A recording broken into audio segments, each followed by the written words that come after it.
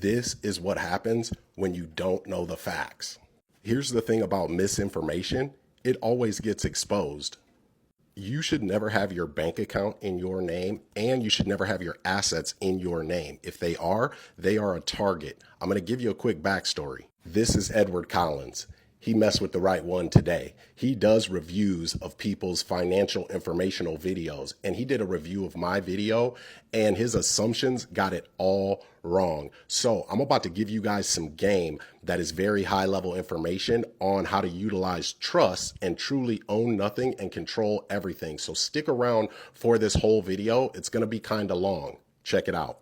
There are approximately 77 different types of trusts that exist in the United States, but they all boil down to one of two categories: revocable and irrevocable. What's being talked about in this post leads me to believe he's talking about irrevocable trusts, but I have some challenges with what's being shared, and the reasons are multifold. Let's talk about this concept of incidence of ownership. If you are both trustee and beneficiary, you have incidence of ownership with regard to those assets, which means you're getting economic benefit as a beneficiary and you control the asset as the trustee. And I believe that it would be pretty easy for most courts to step in and just really consider this whole thing a sham and void it for access rights, right? Now, Edward is matrix trained. So if you own an asset like a house, you own it in its own land trust. That way it's segregated. Here it goes. Now, the beneficiary of that land trust that owns your investment property is not going to be you. It is going to be another personal property trust. This is a layer of protection, and it will cost people a lot of money to find that out. Now, this is called a layering strategy. Now, we're not going to be the beneficiary of the second trust either. Those top two trusts are asset protection. We're going to make the beneficiary our living trust. That is how we control it from the grave. Now, at this point, I know you're asking yourself, well, where do I come in at? Well, you're going to be the beneficiary of the living trust. You're the ultimate beneficiary. This is how you control everything and own nothing. These are revocable trusts, not irrevocable like Edward Collins lied and said.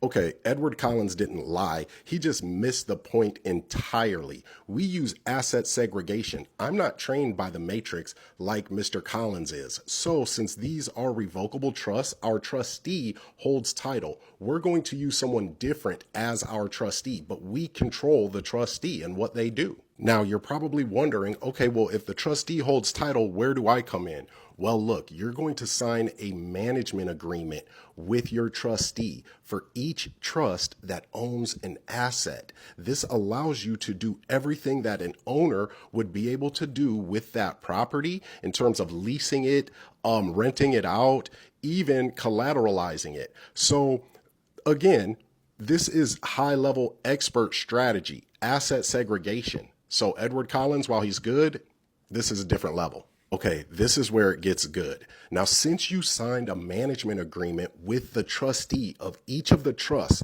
I don't care if it's a brokerage account, if you have a Sea-Doo business, a t-shirt business, it's for your LLC, you sign that management agreement with your trustee, and now you are no longer liable for what happens with that business. Okay, here's the play, right?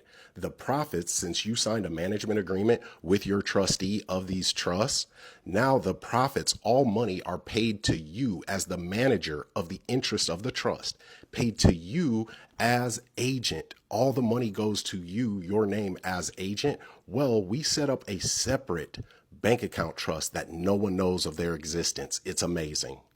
So, since you have a separate bank account trust that no one knows its name, no one even knows that it exists, your money is now invisible, okay? Your money is invisible. So what Edward Collins called a sham is actually a high-level strategy that he just didn't understand. This is why knowing the facts matter. Okay, so since these are revocable trusts, they are passed through entities and they're taxed just like LLCs passes through to you, the beneficiary. The other thing is your assets are separated and segregated from each other. So one can't affect or infect the other. Your money's invisible. If you want to learn more, comment the word trust. Oh, and Edward Collins, if you want higher level information, I suggest coming directly to the source instead of making assumptions and trying to smear my name. For those of you that are seeking high level strategies that are outside of the matrix, go ahead and comment trust or go to the link in my bio and sign up for my free trust webinar that I have monthly, where I'm giving regular everyday people these high level strategies,